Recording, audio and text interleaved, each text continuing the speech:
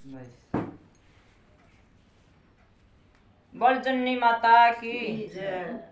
राम राम जी सारी बाणा ने एक माँ बेटे का भजन लिया सा जननी माता का भजन से सुनियो और देखियो और लाइक करियो और शेयर करियो और घंटी का बटन जरूर दबाइयो जी कमेंट में जरूर लिखकर बताइयो किसा का कोई गलती हो तो माफ कर दियो जी कोई गलती चैनल होगी पर तो नया आए हो उसने तो सब्सक्राइब करियो। जो गलती होता है उसने अपनी नाम सुधारेंगे। सब्सक्राइब करियो।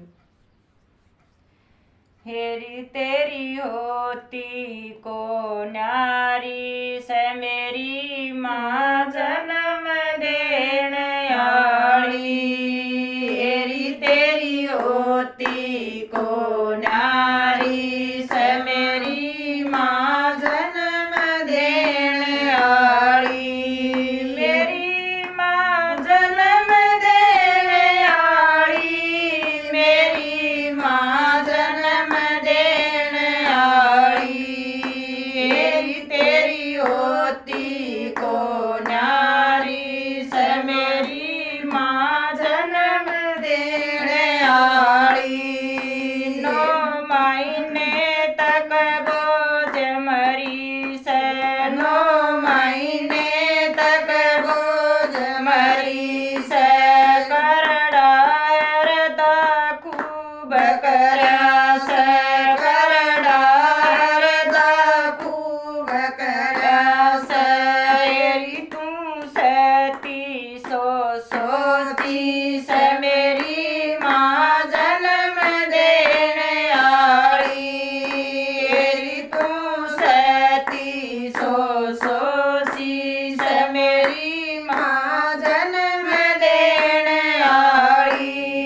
हेरी तेरी होती को न्यारी से मेरी माँ जन्म देने आली। हेरी तेरी होती को न्यारी से मेरी माँ जन्म देने आली। प्रेम भाव की खान कवावे प्रेम भाव की खान कवावे सब ते बड़ी मान कवावे सब ते बड़ी मान कवावे। हेरी तेरा रूप जन्म जगदीश मेरी माँ जन्म देने आली। हेरी तेरा रूप जन्म जगदीश मेरी माँ जन्म देने आली। मेरी माँ जन्म देने आली। मेरी माँ जन्म देने आली। हेरी तेरी होती को न्यारी से मेरी माँ जन्म देने आली।